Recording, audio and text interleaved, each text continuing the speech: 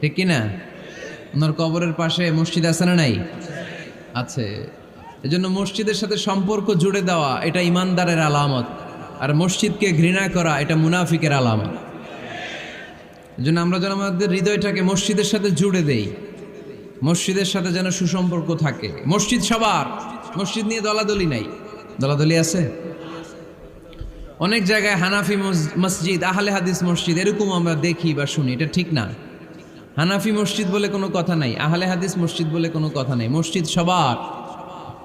ছোট্ট খাট্ট বিষয় নিয়ে মসজিদে মারামারি, একজন হাত তোলে আরেকজন তোলে না, কিলাকিলি আছে না নাই? একজন বলে জোরে আমিন, আরেকজন আস্তে আমিন, মারামারি আছে না নাই?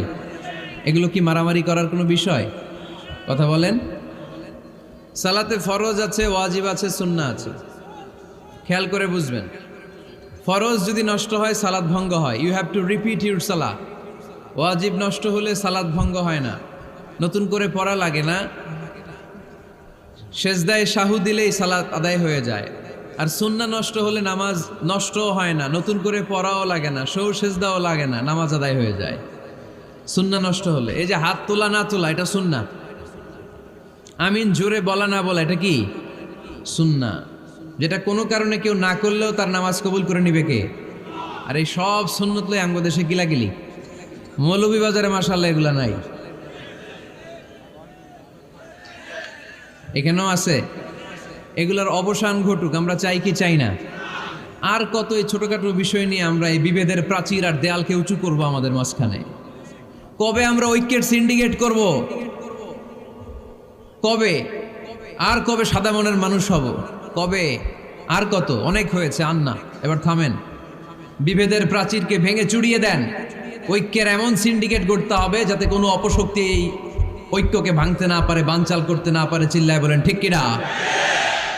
এজন্য মিউচুয়াল রেসপেক্টের দরকার, পারস্পরিক শ্রদ্ধাবোধ সব ক্ষেত্রে, রাজনীতিতে, সামাজিক অ্যাক্টিভিটিসে, আমাদের আলেম ওলামাদের মধ্যে পারস্পরিক শ্রদ্ধাবোধের দরকার, মিউচুয়াল রেসপেক্ট। কেউ কাউরে রেসপেক্ট করে না, আমি যেটা বুঝছি এটাই সব, বাকি সব হারাম, এরকম বলে না অনেকে?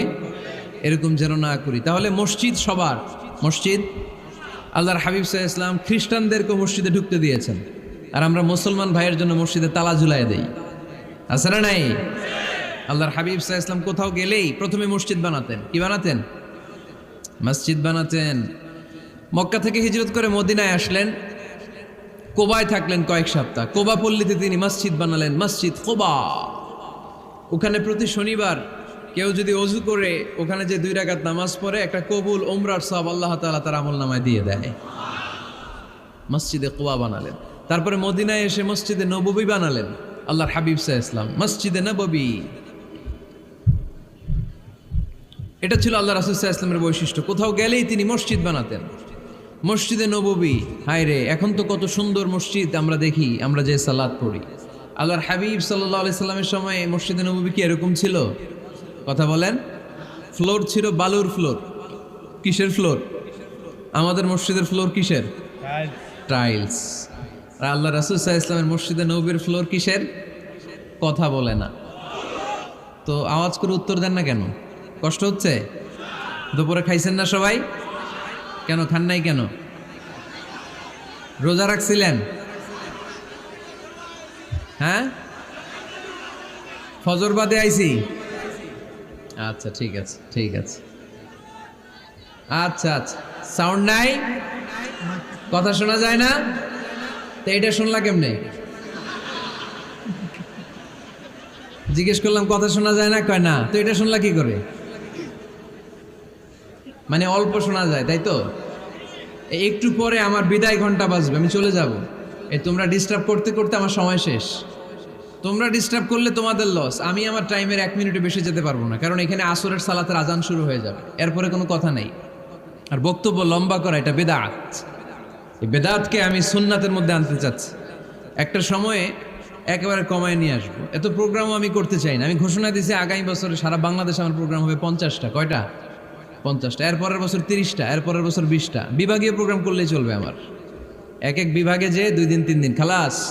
এত দরকার নেই, এত লম্বা চূড়ার বক্তব্যের দরকার নেই। আধা ঘন্টা চুপ করে শুনেন, কয়েকটা মেসেজ ড্রপ করি, take it with you to your home, then practice and apply in the society. নিয়ে যান, আমল করেন, সমাজে কাজে লাগান, সমাজটা আলোকিত করে দিবে কে? খুতাবুকুম তাবিলা সালাওয়াতুকুম কাসীরা। আল্লাহর হাবিব সাল্লাল্লাহু আলাইহি ওয়াসাল্লাম বললেন, কিয়ামতের একটা আলামত, কিয়ামতের আগে তোমাদের বক্তব্য হয়ে যাবে লম্বা, সালাত হয়ে যাবে খাটো। সালাতের পরে তাসবিহ পড়তে চায় না লোকজন, ব্যস্ত, মহা ব্যস্ত, সুপার বিজি। কোত্থেকে আসলো এই ব্যস্ততা? আপনি রবের সাথে মুনাজাত, না যাই ইউনাজি মুনাজাত, আপনার রবের সাথে একাকী নীরবে কথা বলতে মনে চায় না আপনার? এত তাড়াহুড়ো কিসের? ধীর স্থির হন, একটু স্থির হন, একটু মনোদৈহিক প্রশান্তি অর্জনের চেষ্টা করেন। সব সময় ব্যস্ত, ধাক্কাধাক্কি, উচ্ছৃঙ্খলা, এগুলো আমাদেরকে শেষ করে দিয়েছে। এজন্য লম্বা চোরা বক্তব্য ঠিক না। বক্তব্য শুনতে আমাদের ভালো লাগে, আমল করতে ভালো লাগে না।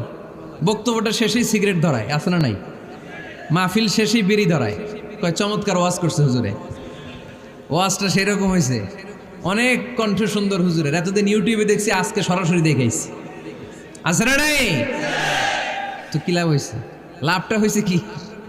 এই যে মাহফিল শেষে বিড়িটা ধরাইলেন আর গেলেন, কোনো লাভ হয় নাই।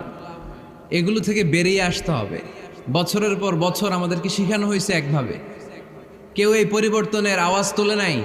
আওয়াজ আপনাকে তুলতে হবে। আওয়াজ